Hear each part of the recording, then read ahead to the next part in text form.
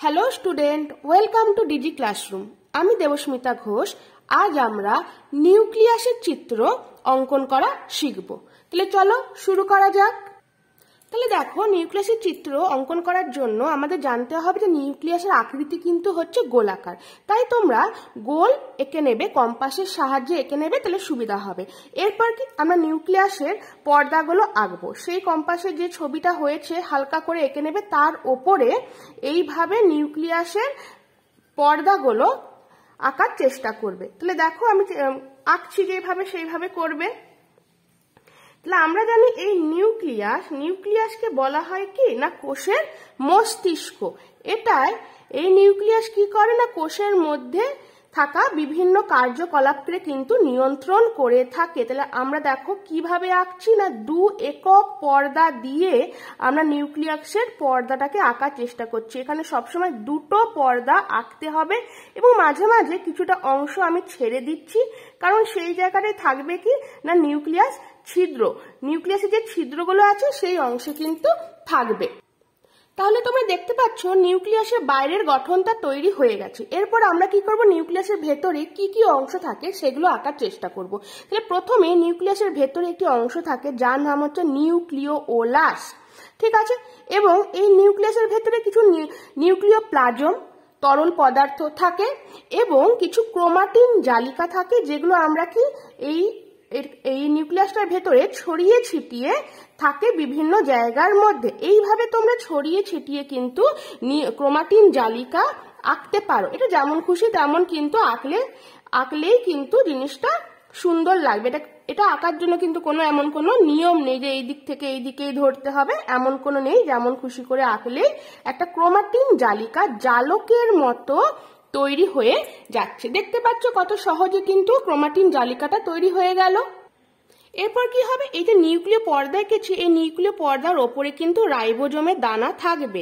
এগুলো আমরা কিছুগুলো নিউক্লিয় পর্দার ওপরে আঁকবো, আবার কিছুগুলোতে আঁকবো না। যেমন এন্ডোপ্লাজমের রেটিকুলামের ওপরেও কিছু কিছু অংশে রাইবোজোম থাকে, আবার কিছু কিছু অংশে রাইবোজোম থাকে না।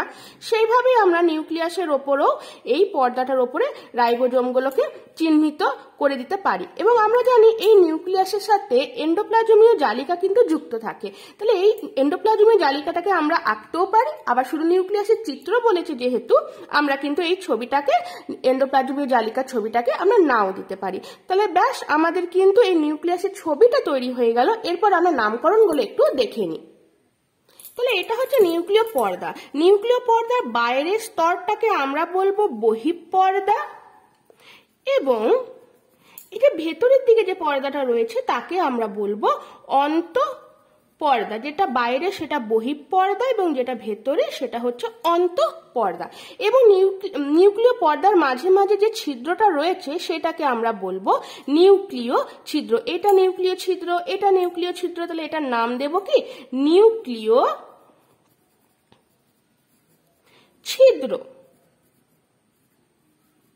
ঠিক আছে। এরপর এই যে নিউক্লিয়াসের ভেতরে একটা ঘন গোলাকার অংশ আমরা এঁকেছি, এই অংশটার নাম হচ্ছে নিউক্লিওলাস।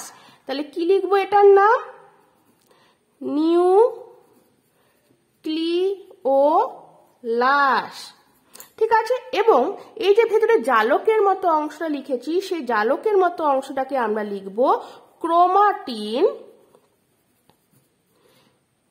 জালিকা, বা ক্রোমাটিনও শুধু লেখা যায়, ক্রোমাটিন জালিকা,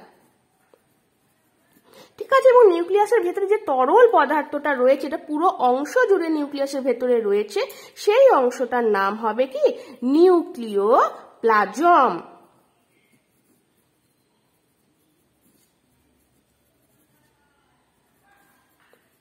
ঠিক আছে, তাহলে এই ছিল আমাদের নিউক্লিয়াসের চিত্র। তাহলে ছবি আঁকার শেষে সবসময় আমাদের কিন্তু চিহ্নিত করে দিতে হবে যেটা কিসের চিত্র। তাহলে চিত্র হচ্ছে এটা আমাদের নিউক্লিয়াস। আশা করি তোমরা বুঝতে পেরেছো আমি নিউক্লিয়াসের ছবিটা কিভাবে এঁকেছি। হয়তো তোমাদেরও এইভাবে তোমরা যদি ছবিটাকে আঁকো তাহলে তোমাদেরও কিন্তু খুবই সহজে তোমরাও নিউক্লিয়াসের ছবিটা এঁকে নিতে পারবে, ঠিক আছে।